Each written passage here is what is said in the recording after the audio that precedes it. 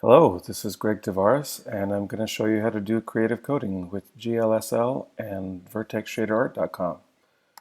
So the first thing is you want to go to vertexshaderart.com and let's click Create New. If you get music like this, pick pause, grab the sound URL here, clear it, press Enter. This should disappear down at the bottom. And we're going to clear all of this out. I'm going to set this to points, and I'm going to set this to 100. And then we'll start off. So the first thing you need to know is that GLSL and vertex shaders. Vertex shaders are used normally to take data that an artist has made in a package like 3ds Max or Maya or Blender and prepare it, how do you put it, to compute things like cameras and lighting and a bunch of other stuff like that, getting it ready to render. But in this case, we're going to use it for creative coding, and the only input we have is a number that goes from 0 to whatever this is minus 1. So it's just set to 100. It means this is going to count from 0 to 99. And we'll explain how to use that to do creative stuff as we go along. So let's make the simplest example. Every function, every shader in WebGL needs a main function. So we'll do that. And then we set GL position to what's called a normalized device coordinate. It's not really important what that means at the moment, but we're just going to set it to 0001 for now. We also want to pick a size for our point. Point size equals 10 pixels. And we want to set a color. vColor is something that's unique to vertexshaderart.com. It's the color we want our point. So I'm just going to set that to red, 1 for red, 0 for green, 0 for blue, 1 for alpha. And you see we get a point here. To make this clearer, I'm going to set the UI to be side by side, and I'm going to set the background to have a slightly blue, dark blue background. And you can see this is right in the center. These values for the positions always go from -1 to +1 across x, and from -1 to +1 across y. So you can see that here, if I set x to -1, this will pop to -1. And you can see the center of the point is at -1, so part of the point is going off that area. If I set it to +1, it'll pop over to that side. Similarly, if I set x to -1, it'll be off the bottom. And if I set y to +1, it'll be off the top. All right, so let's do something a little more interesting than that. Let's use the count. Like I said, this count is going from 0 to 99. If we click Help, we can see that there's this thing called vertex ID, which is the number of the vertex. So if we use that to calculate some value, let's go x equals vertex ID divided by 10. One thing you'll notice is that for the most part, you always need to put a decimal point, because GLSL requires floating point numbers or decimal point numbers almost everywhere. So if I just set this to 10, you'll see that line gets marked as an error. And so as soon as I put the dot in, it's like everything's okay. The reason is this number is a decimal number, and you can only divide decimals by decimals in GLSL. That's just one of the limits of GLSL. It wants you to be explicit. So now if I put x in here, you'll see we get a number that's going across the side. And that kind of makes sense. So the number coming in, vertex ID, is going 0, 1, 2, 3, 4, 5, dot, dot, dot, right? 10, 11, 12, 13, etc. If we divide that by 10, we're going to get numbers like 0, 0.1, 0.2, 0.3, 0.4. And that's what you see here, is this is 0, this is 0.1, 0.2, 0.3, 0.4, 0.5. Let's do the same for y. Oh, I can't type. Put a y here. Now you can see they're both going 0, 0.1, 0.1, 0.1, 0.2, 0.2, 0.3, 0.3. Okay, that's not so great, but let's try to turn it into a grid. So the first thing I want to do is I'm going to use this function called mod. What mod does is it divides, but it only keeps the remainder. So if we do that, you can start to see this is starting to become a grid. You can see this point up here and point down here. What mod does is, right, we have the number coming in 1, 2, 3, 4, 5, 10, 11, 12, etc.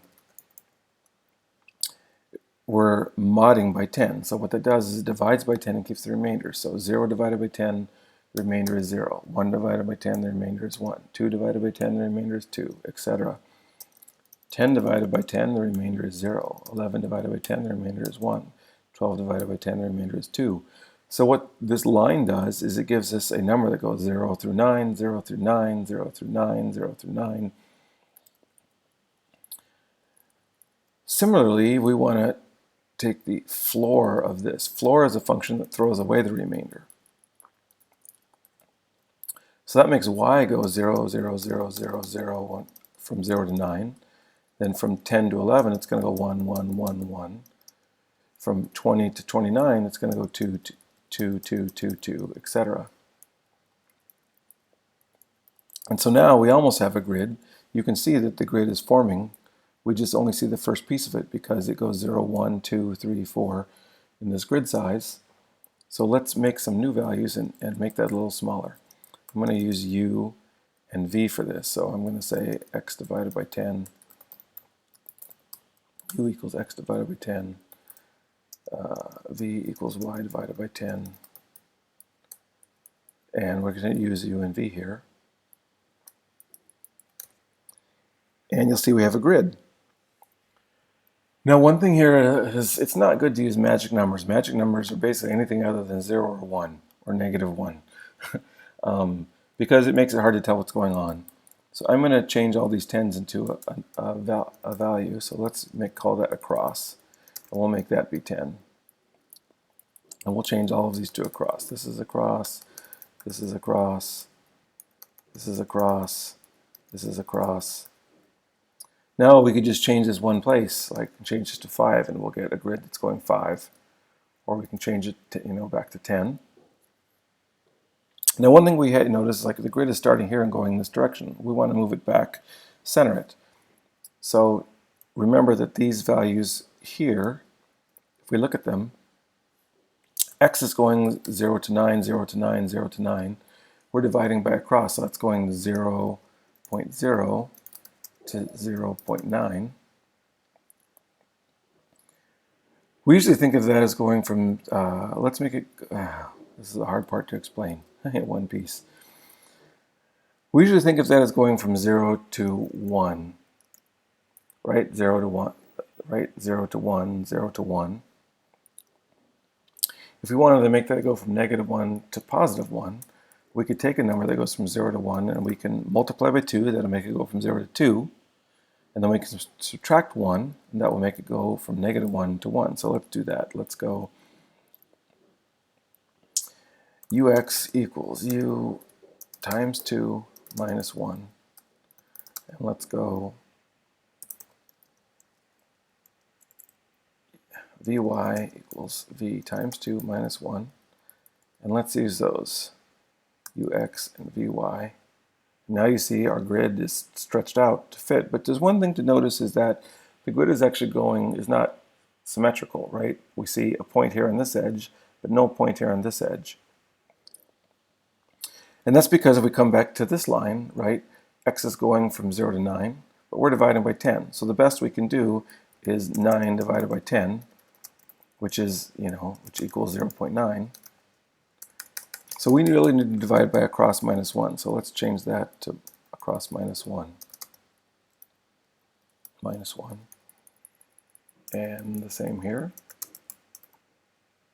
And now you can see it matches, right? There's a little bit of a point here and a little bit of a point here. It's perfectly centered. There's still one thing that we're not doing, and that is we're not changing based on the number of grid points, right? What happens is, as this number increases, we start with 1 point, it starts down here in the corner, 2 points, 3 points, 4 points, right? We get up to, right, 15 points, 25 points. Right, you can see the grid is growing, but it just grows off the screen once we get past 100. So how can we fix that? Well, let's say we set this to 1,000. We could use the square root, right? We had it set to 100, and 10 was the square root of 100. Well, what's the square root of 1,000? Well, we can just ask Chrome for that. Square root of 1,000 is it's 33.6. So let's just set this to 33 or 31.6. And there you go, we have a grid that's working. Fortunately, we get told what this number is. So if we go back here to help, you can see there's this line, vertex count is the total number of vertices. So let's compute this number instead of just hard coding it. So let's go down is the floor of the square root, if I could type, the square root of vertex count. And so in this case, because this is 1,000, the square root of vertex count is like 33 point something. The floor of that is, or I keep saying 33, 31 point something. And the floor of that's going to be 31. And then we'll just take the floor of the vertex count divided by how many we picked for down. And now this is, will adjust based on the number of points. You can see it adjusting here. Of course, now we have a new problem. As soon as they get too many points, the points all overlap. So let's fix that. The easiest way to do that, oops,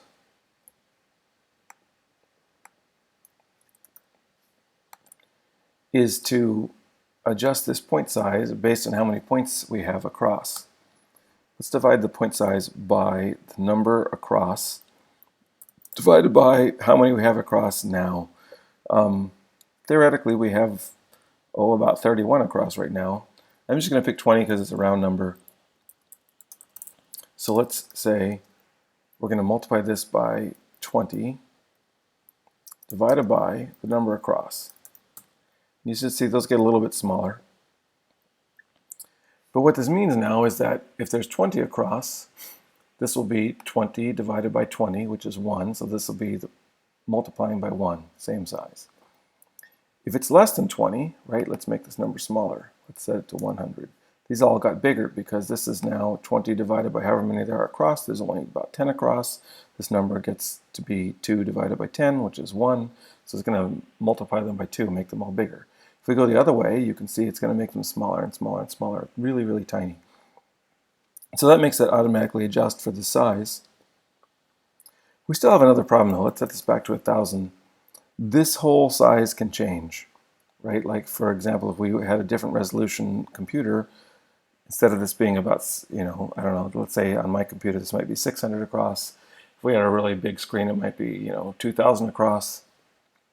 In fact, we just changed the UI to this. It's double what it was, and these are all spread out. So we can take that into account. So we'll do something similar for the resolution. If we look at the help, we can see that resolution gets passed in. So let's use that to also adjust the size. So let's say point size is the resolution. If I could type resolution x divided by, let's say 600, because let's guess that this is 600 across here. And so now you can see if we make it double the size, if this was 600, then if we double the size, it's going to be 1,200. And that will make this, right, 1,200 divided by 600, which is 2. And so these dots will get twice as big. So we do that. They did get twice as big, which is kind of what we want since the screen got twice as wide. And so there you have it. That's as far as I'm going to take it today. If you want to save your work, you can pick save. You should probably log in. I'm already logged in, so this says Greg Mann, but here it would say sign in. That way you can claim them as yours. One of the options, you probably want to give it a name. You can also choose down here whether it's public. Unlisted just means that you can send somebody the link, but it won't show up on the site otherwise. And private means only you can see it if you log in. So pick whichever one of those you want, and then save it, and then you can pick up where you left off for the next lesson. In the next lesson, we'll add motion. Yeah, so check that out.